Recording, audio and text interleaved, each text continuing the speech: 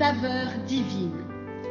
Cette bonne nouvelle du royaume sera prêchée dans le monde entier pour servir de témoignage à toutes les nations. Alors viendra la fin. Ce pain céleste vous est présenté par Immaculée Niraneza.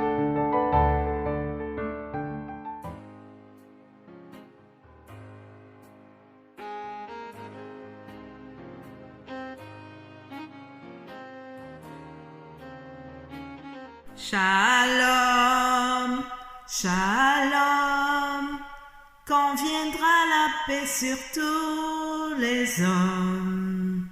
Shalom, shalom, nous la voulons cette paix. Shalom, alléluia, nous voulons cette paix sur terre.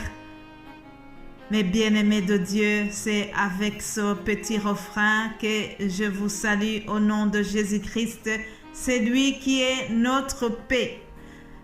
Éphésiens 2, 14, il est écrit ceci, car il est notre paix.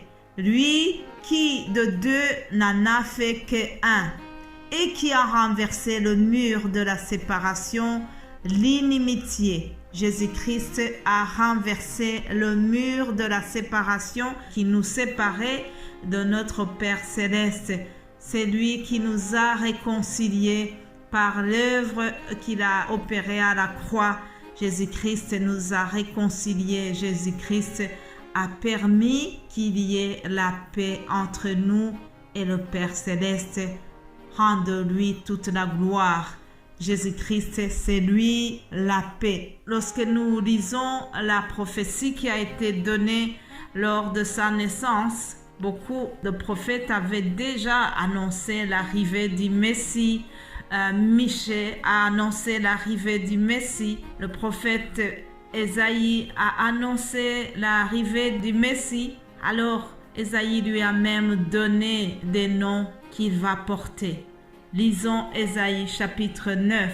Il annonce l'arrivée de Jésus-Christ dans ces termes. Ésaïe 9 au verset 5, il est écrit « Car un enfant nous est né, un fils nous est donné, et la domination reposera sur son épaule. On l'appellera admirable, conseiller, Dieu puissant, Père éternel, Prince de la paix. » Alléluia. Jésus-Christ est le Prince de la paix.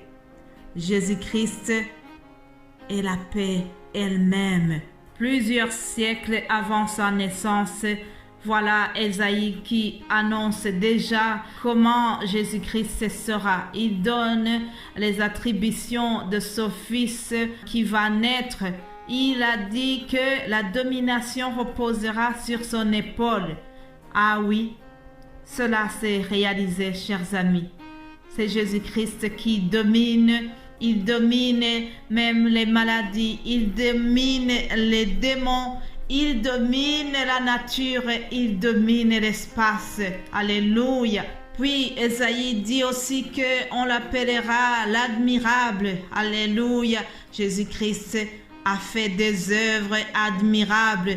Partout où il passait, la foule était en pleine admiration pour le Fils de Dieu. La foule était derrière lui parce qu'ils admiraient ses œuvres, parce qu'ils avaient vu que c'est quelqu'un de très spécial. Alors aujourd'hui aussi, Jésus-Christ fait les mêmes œuvres. Aujourd'hui, nous pouvons admirer les œuvres merveilleuses de Jésus-Christ. Alléluia. Parmi les œuvres admirables que Dieu a réalisées, il y a l'être humain. Lorsque David s'est rendu compte qu'il s'agit lui-même d'une œuvre merveilleuse, il s'est écrié en disant « Je te loue de ce que je suis une créature merveilleuse ». Autrement dit, je te loue de ce que je suis une créature admirable. Dans un autre passage du psaume 92, Verset 5, David dira, « Tu me réjouis par tes œuvres, ô Éternel, et je chante avec allégresse l'ouvrage de tes mains.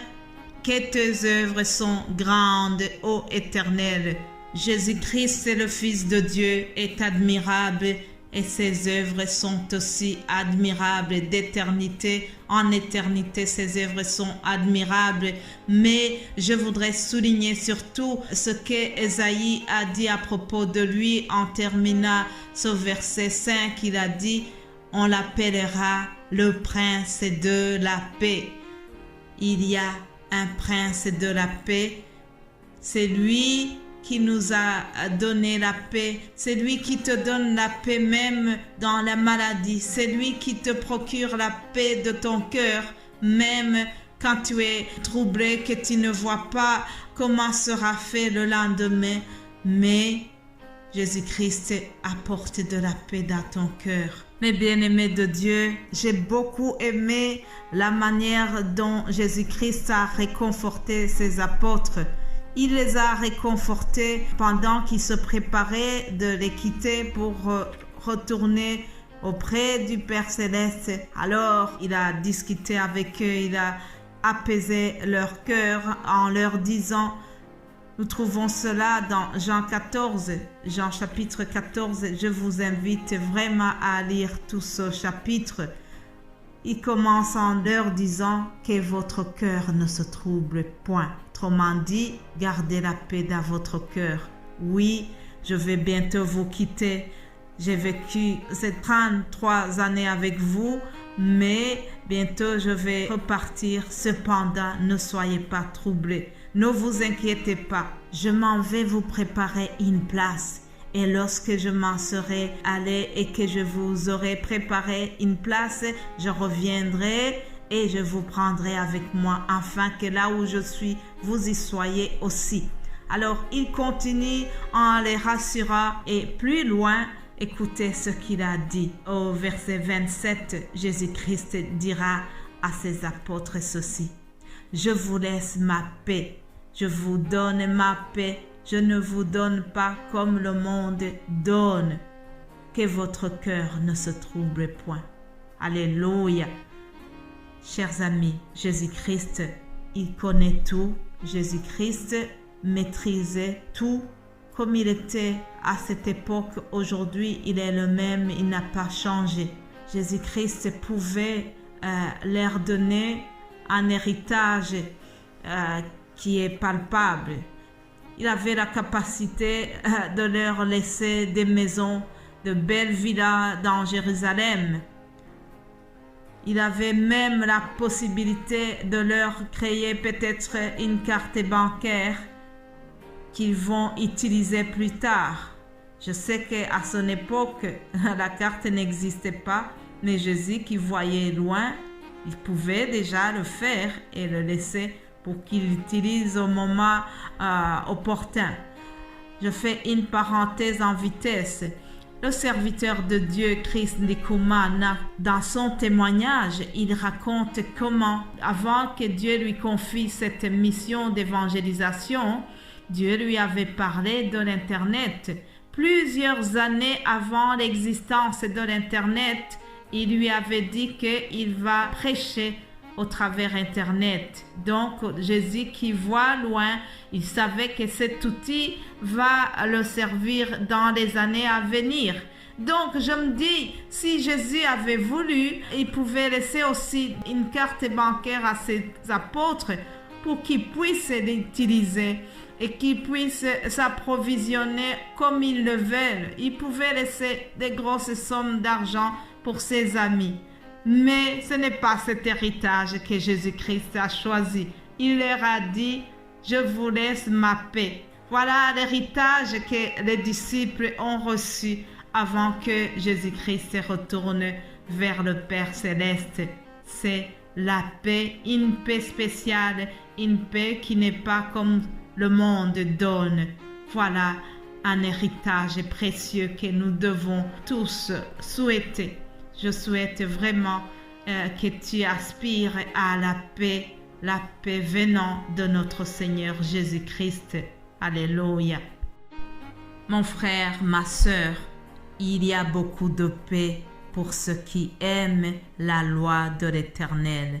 Je te souhaite cette paix qui vient de Jésus-Christ. Alléluia. Passez une excellente journée et je vous retrouve demain pour une autre saveur divine. Soyez bénis. Amen.